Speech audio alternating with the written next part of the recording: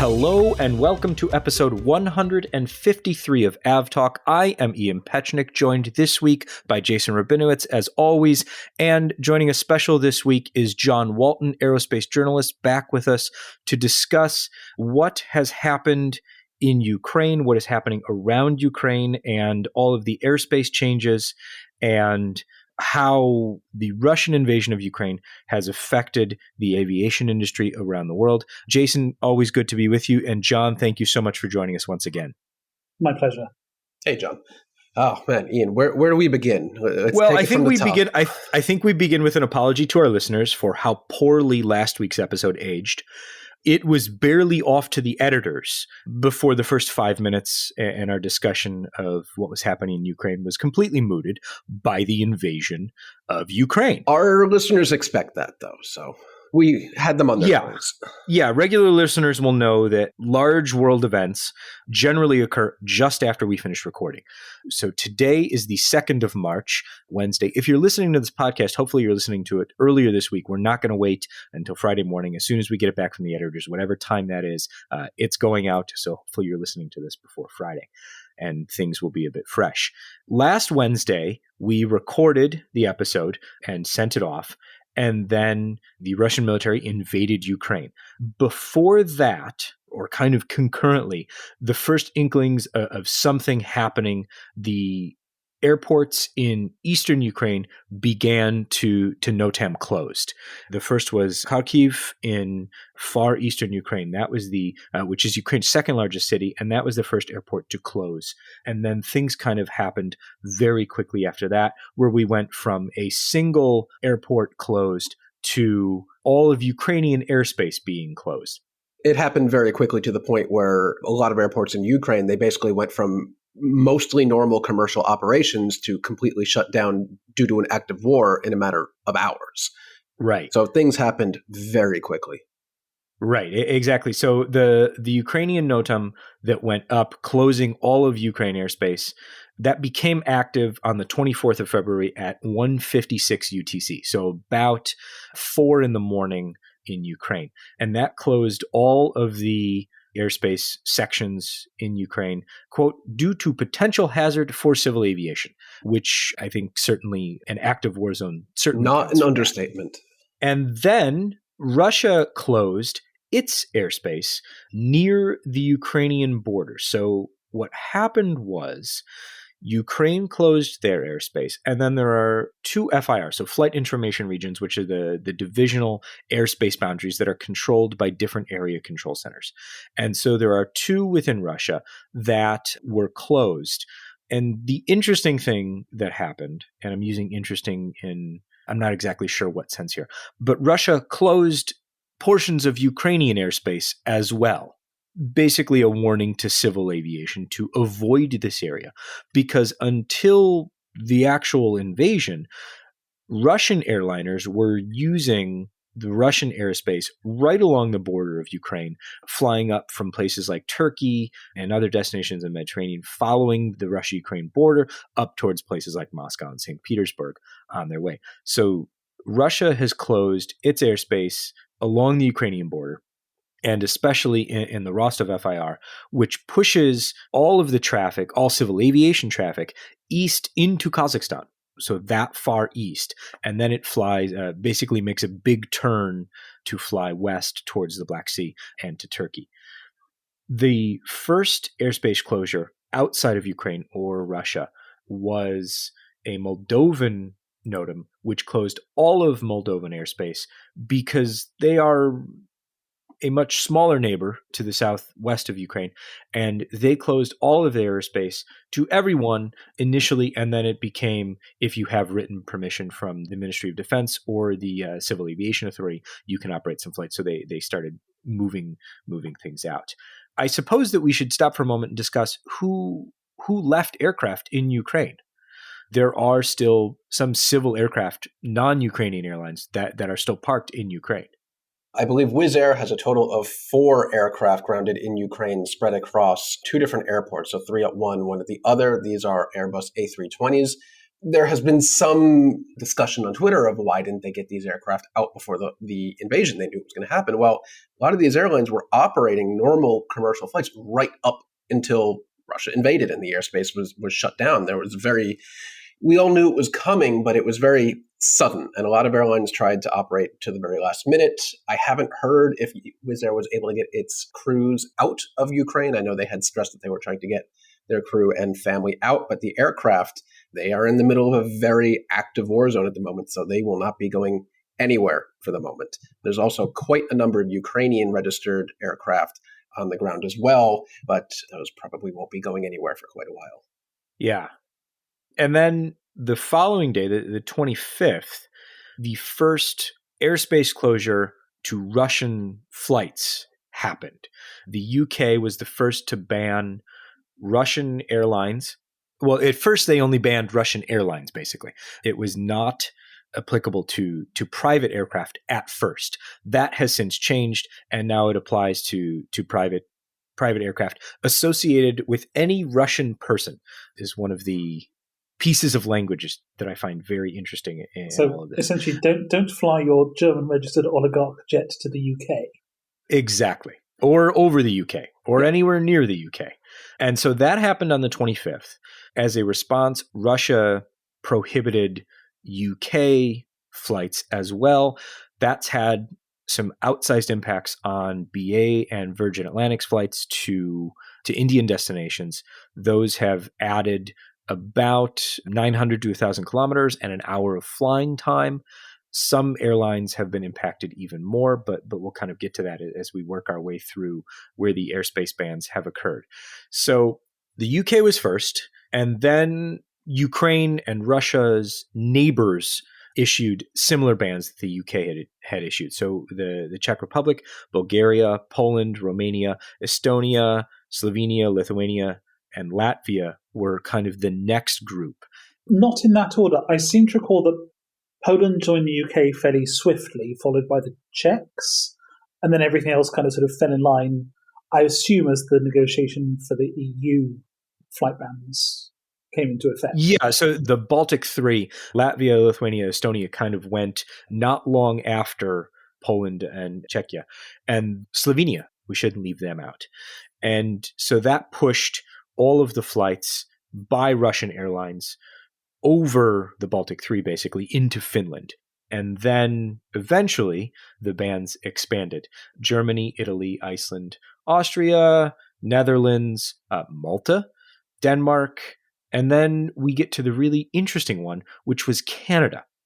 And this kind of... It changed the game a little bit. Yeah, the Canadian ban changed the game. So I guess we can pause here and discuss the difference between banning overflights in airspace versus banning overflights entirely, because there's a big difference, and this is something that we've been working a lot on this week. There's a big difference between banning someone over your national airspace and saying you can't fly in airspace controlled by a certain country. So nearly all of the world's airspace, save for two small sections. One is actually up near Svalbard, in between Russia's Arctic flight information region and the Svalbard containing area. That's no FIR1. And then the area of airspace west of the Galapagos Islands is no FIR. No one is responsible for that airspace. So when you're flying in that airspace, there are no air traffic controllers responsible for your being there. Everywhere else in the world, there are air traffic controllers that are responsible. Commercial aviation, there are air traffic controllers that are responsible for managing the commercial aviation through that airspace. That is different than national airspace, which is airspace that belongs to a country and a country alone. And that airspace is anywhere over land and inland seas plus 12 nautical miles from the baseline, which isn't necessarily the coast, like where you would go from on the beach to in the water. There's a specific point, and we don't, for the purposes of this podcast, we don't really have to discuss what that is everywhere around the world, but roughly 12 nautical miles from the coast out. And that is national airspace. Those are the pieces of airspace that, for this conversation, that Russian aircraft are banned from. Yeah, and there's a particularly interesting piece of air, I guess, that Russian airlines have just barely been able to hold on to. Ian, I know you've been taking a look at this, but it's the gap between Finland and Estonia. It is how many miles wide? Is it like 15? So the full channel that's part of the Baltic Sea that runs between Finland and Estonia is just wide enough to have a piece of international airspace in the middle of it that allows Russian aircraft to continue operating from Russia proper to the Kaliningrad exclave. So they fly up from Kaliningrad into international airspace, and then they follow the international airspace in the middle of the Baltic Sea all the way up, and then the channel, it's basically like flying into a funnel. It starts wide and then gets very, very, very, very, very narrow. And so there's one route in and out to allow flights to continue between Russia and Kaliningrad. They can't fly anywhere east of Kaliningrad, basically, because the ability to find international airspace dries up pretty quickly when you get to about where Sweden and Denmark meet. Yeah, pretty much the only other country that Russian airlines are able to operate in Europe right now, I guess, is Belarus, who is very clearly on the side of Russia during this invasion. That's not really going to get them very far, provide access to any other country that they need to operate to. So that's really it for Russian airlines as far as Europe right now. Right. They're extremely limited in Europe. The routes that they can operate to destinations west of Russia are extremely limited as well. And those have added a considerable amount of flying time and some very interesting route. And we've gotten a lot of questions because of the international airspace issue, but they're basically flying north to reach international airspace and then round the Nordic countries and then fly down along in between Iceland and Greenland, down along the Canadian and U.S. coast to reach destinations like Cancun and other areas, the island off of Venezuela, whose name escapes me, but they serve destinations there in the Caribbean. So all of these airspace changes as far as Europe, and as of, by the time you're listening to this, it's probably gone into effect. As of 2 a.m. UTC time on the 3rd of March, the U.S. will prohibit Russian flights as well. The interesting thing that the U.S. did in their NOTAM was they spelled out what would happen if Russian aircraft flew into U.S. airspace. Up until now, that hasn't been stated, but the U.S. said any aircraft that are not abiding by these special instructions may be intercepted and their pilots and other crew members detained and interviewed by law enforcement or security personnel as appropriate.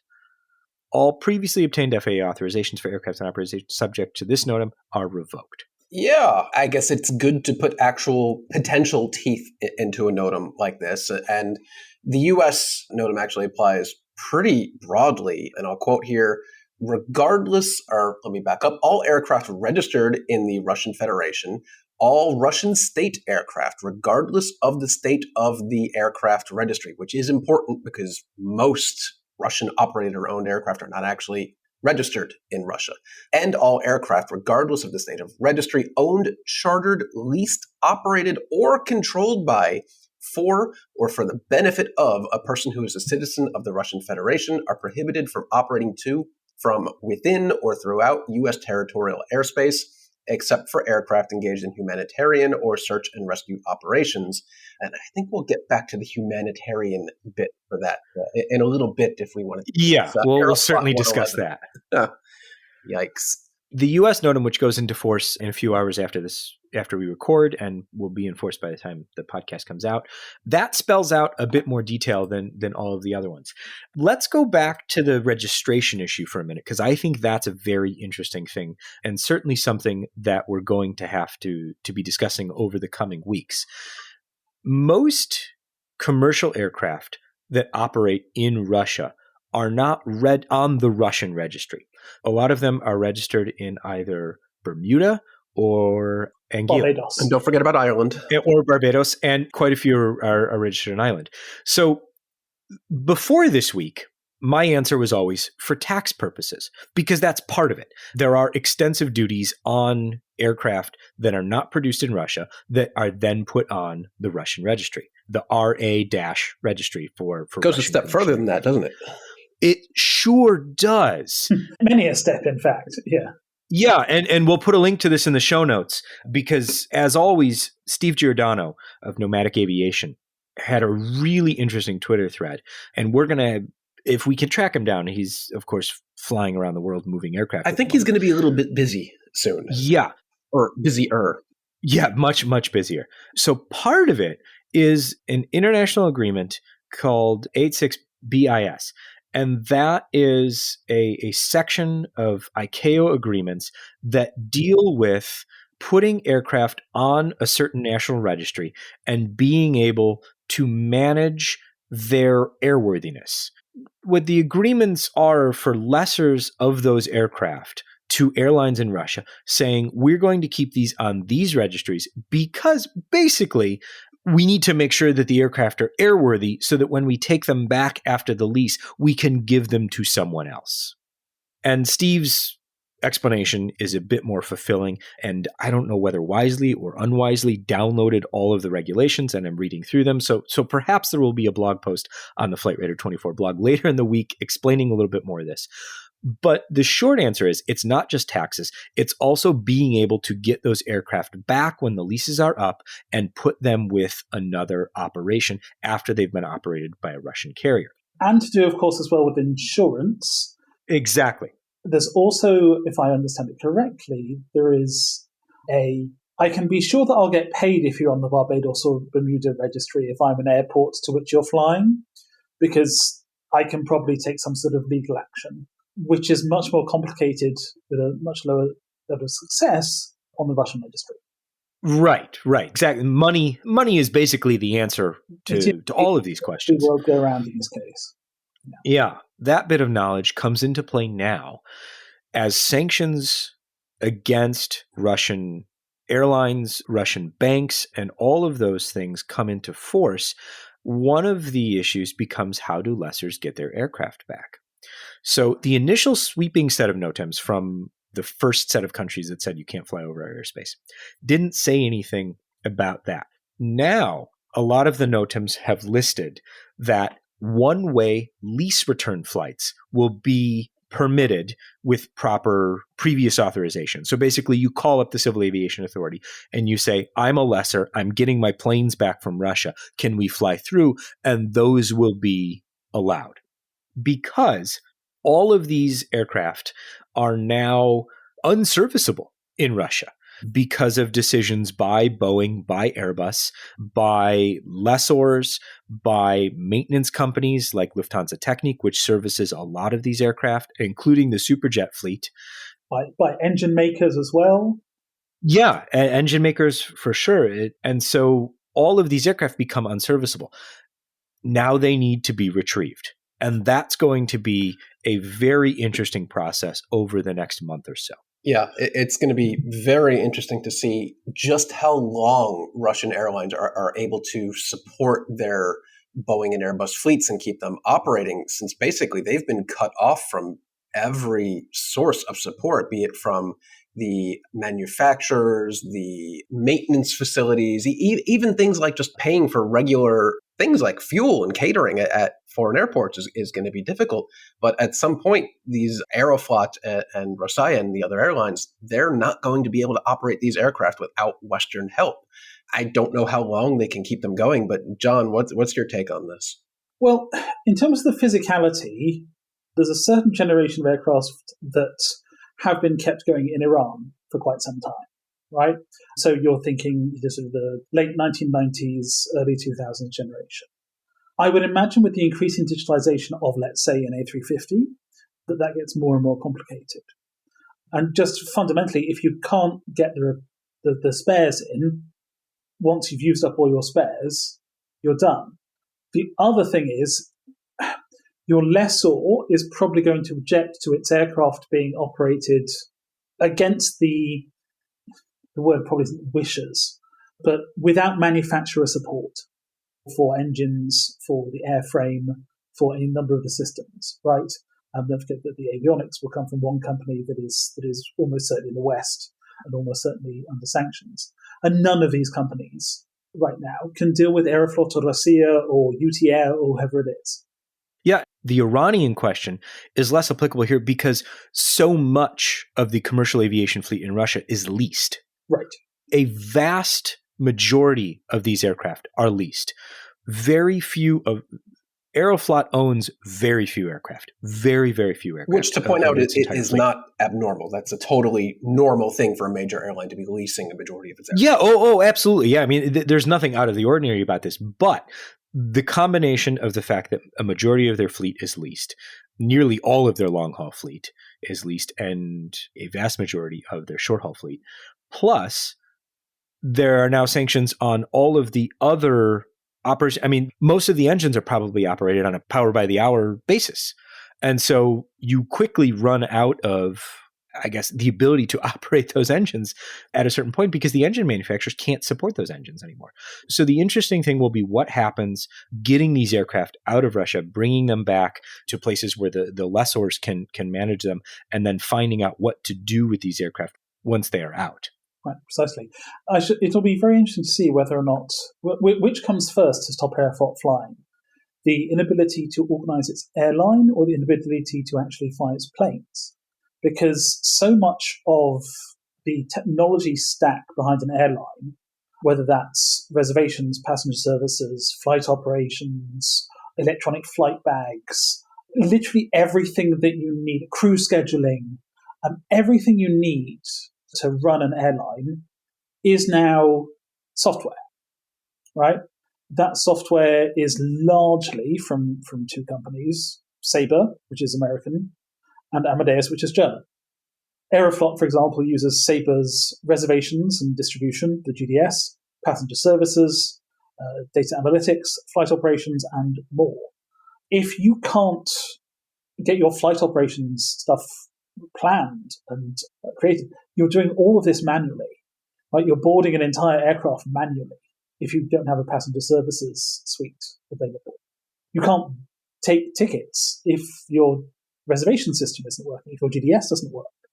There is a Russian version, Sirena, but very few airlines that aren't Russian regional and low-cost carriers use it.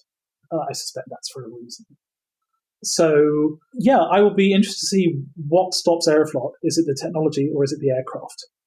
Yeah, and John Ostrower had an interesting tweet earlier today, or maybe it was yesterday, that basically the clock on Russian aviation has been set back to 1991, but so much of modern aviation is obviously been integrated into everything that an airline does at this point. It's not just can they fly the airplane. It's all of this technological systems where if they're shut off from it, it's not like 1991 anymore. They will not be able to operate or functionally operate an airline at any sort of scale for a long time until they figure out how to basically a plan B or basically B to Z at this point, because they're going to need to do so much that they haven't had to do for decades.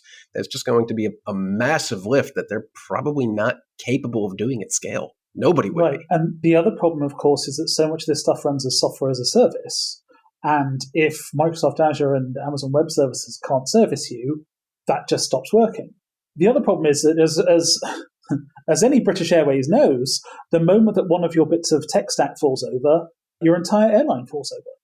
So much of even the best run, most simple airline, right, your low-cost carrier that has one type of plane, even that sort of airline has so much cruft in it from having to interface legacy system X with legacy system Y, and they changed then their passenger services system but didn't change anything else. So that's hooked into something else.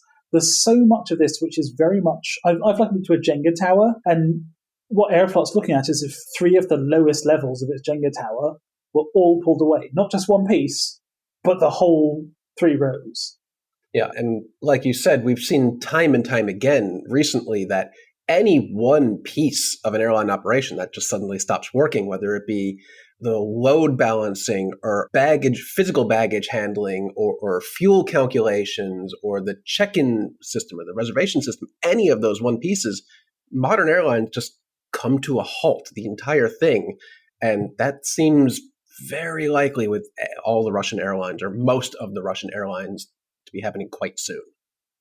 So I want to shift gears a little bit and kind of cap things off with a discussion of the changes to commercial aviation outside of Russia. I guess there are two big pieces. One is the European aviation piece, where airlines are either still operating, certain airlines are still operating to and from Russian destinations, Air Serbia being, I think, one of the only ones. And then also the discussion of Turkish Airlines. And then we've got the effects on the Pacific side, where U.S. carriers are now avoiding Russian airspace. Less of an impact there, but certainly still impactful. If you're a European airline and you want to serve particularly East Asia, so any point sort of north and east of Hong Kong, you are almost certainly flying over Russia to get there. So whether that's China, whether that's Korea, whether that's Japan. You might remember, some of your listeners might remember, what people used to do during the Cold War, which is European airlines used to fly to Anchorage in Alaska, land, refuel their 707s, and continue on down between Russia and Alaska, and then stop off in Japan sometimes, and then often continue on. Now, that may well be what some airlines are now doing, again, because you can make it, for example, from London. If you start playing around with the Great Circle Mapper website, for example, you route yourself from London to Barrow in Alaska. I mean, you don't necessarily have to stop, right, because modern aircraft have a substantial amount more range than they used to. If you route yourself to Barrow, which is BRW, and then you have to route yourself over ADK, which is ADAC, which is one of the Aleutian Islands, and then you can see your way down into Tokyo, so put an NRT, right? And that way you can essentially skirt Russian territorial airspace. Question mark about flying over what you were saying earlier, Ian, which is that no FIR section of the North Pole. But you can do that. It will probably take you something like 14 and a half hours. So something like the distance between Dubai and Melbourne, or Dubai and Sydney, right? Which is something that an A380 can do all the time, right? Now, your next question to yourself as a planner might be, well, what about diversion airports and ETOPS, which is the extended range twin engine operations? Now, the answer to that is actually modern aircraft can fly 5-6 hours on one engine, at least they're certified to do so. And so with all of the airports up in northern Canada, Thule Air Base in Greenland, all of the airports in Alaska, that's not a problem. It just takes time. And so airlines like Finnair, which want to serve Japan, right? Finnair just announced late today, the 2nd of March, that they are going to be resuming their Helsinki to Tokyo Narita flight 4 times a week, but it's going to take some 30 hours, or at least they've blocked it at some 13 hours, right? And that gets pretty long. And what that does mean for them as well is that the whole thing where they can turn all of their aircraft round a full rotation to Asia and back within a 24-hour period, which makes it less efficient, is of course lost. But they can still fly the planes.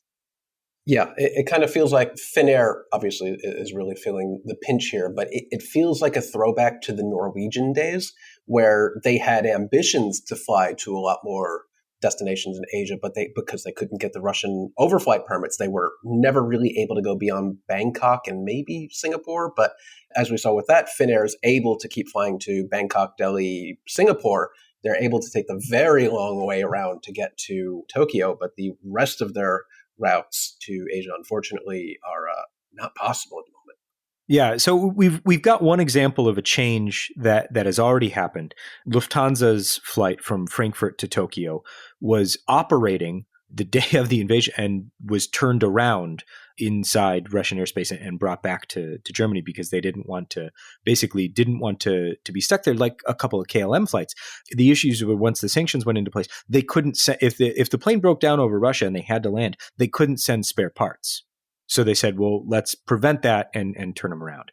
On the 1st of March, yesterday, Lufthansa re-upped its Frankfurt-Tokyo route. So instead of flying Germany, Poland, Lithuania, because they were already avoiding Belarus, through Russia and then China, South Korea into Japan, they now fly Germany, Austria, Hungary, Romania, Bulgaria, Turkey, Georgia, Armenia, Kazakhstan, then China, South Korea, and Japan. So a much longer route, both in terms of distance and in time. Yesterday's flight took 12 hours and 51 minutes from Frankfurt. Previously, it had been about 10 and a half hours. Yeah. So quite a bit longer, both in terms of time, quite a bit longer in terms of distance, and quite a bit more costly in terms of fuel. Yeah. And speaking of turning around mid-flight, there's a couple, I think to close out, we should talk about a couple of Aeroflot flights that were impacted at the very moment that the Canadian airspace was closed off to Russian airlines. We had a couple of flights launching at the same time, Aeroflot from Miami to Moscow, and we also had a flight going Moscow to New York JFK. And these two flights played out very differently. The flight en route to New York JFK was actually turned around mid-flight, so I think they were maybe 5 or 6 hours into their flight. They were notified of the closure of Canadian airspace, and they decided to turn around. Sucks for anyone on board. That's a long flight to nowhere. But then we have Aeroflot 111, which was the last flight out of the U.S. back towards Russian airspace, who was well aware of the closure of the Canadian airspace, but they didn't really seem to care. Or reportedly, they had declared themselves as a humanitarian flight to fit into one of the exemptions simply to get back to base, which is an interesting tactic. The Canadian government has said that should not have happened, that flight should not have been allowed through, and NAV Canada is going to look into it. But you can hear in the air traffic control recordings that the Aeroflot crew was very aware of the situation, that they were not allowed in that airspace, and it just did it anyway. Yeah, I've heard a variety of edits of the air traffic control recordings, which, depending on how much of a benefit of that you want to give the crews, would be a matter of are you familiar with NOTAM Romeo? Well, if you aren't familiar with NOTAM Romeo, that would be problematic. But what was very interesting was that first flight from Miami, SU-111, which was, ironically enough, I've been on that actual A350. That was the one that my last aviation event before COVID hit, which was when Airbus launched it at Toulouse. But that one went up, and then 157 from Punta Cana went up as well. And that one did actually skirt around the Canadian territorial airspace. As we said earlier on in the episode, it was permitted to transit the oceanic airspace because oceanic airspace cannot be interdicted, but it was not allowed to overfly the Moncton flight information region, which is over New Brunswick, which SU-111 did. Yeah, 111 did. They also overflew Greenland. So Greenland airspace is very interesting because it's under the authority of Denmark, but control for the flights that operate over that portion of Greenland is delegated to Canada and Iceland. The Danish air traffic management, air navigation service provider, they're also looking into what happened to see if they need to take any action on their end as far as procedures and things like that for that particular flight. So the 111 skirted the ban by playing dumb. I can also imagine that whatever happens in terms of this report, and Transport Canada said, we are aware that Aeroflight 111 violated the prohibition put in place earlier today on Russian flights using Canadian airspace. We're launching a review of the conduct of Aeroflot and the independent air navigation service provider NavCan, that's NAV Canada, leading up to the violation. And this is one of the other problems, is that by and large, certainly in Canada and in the UK, which operates on the other side of the oceanic, FIR's Atlantic, these are no longer government agencies doing this. They are sort of arm's length bodies, right? So it's a not-for-profit company that's basically controlled by the government, which isn't the government, which will affect the closeness of that air navigation service provider with, for example, fighter jets that would want to go up and escort it, right? And it adds in an extra level of, what do we do now that this has happened? And if it's going to be the last plane, and this is the last restrictions have just come in, there is a certain, look, just let it go. We don't want to have to deal with diverting a 777 full of civilians to Gander sort of question. That wouldn't surprise me if that had been quietly the case. Yeah, honestly, I think that was most likely the correct call. If you deny that aircraft on its last flight back to Russia entrance into airspace, it's just going to create further problems. Let them go, just make sure they don't come back. And maybe that's why the FAA FAA's NOTAM in the US is quite specific about what actions will or could be taken if such an action was repeated. Since, as you mentioned, John, the US FAA is a government-controlled entity that would probably have more direct control over who does or does not enter the airspace, as opposed to NAV Canada, which is kind of, well, they're aware of the NOTAM, that's all we can do. We politely informed them of the situation. And they did. As John said, they asked, you can listen to the recordings, they asked Aeroflot 111, are you aware of NOTAM Romeo? And they said, yes. Okay. Okay. Moving on. And if the Canadian government decides to intercept you, that's their business. So that's the situation as of today.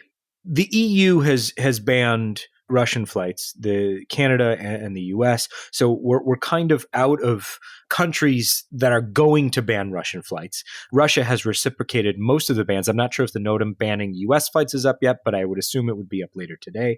We've got a blog post that runs through all of these that has the actual text of the NOTAMs. So if you're as nerdy and geeky about these things as we are, please feel free to dig through them, and we can do that.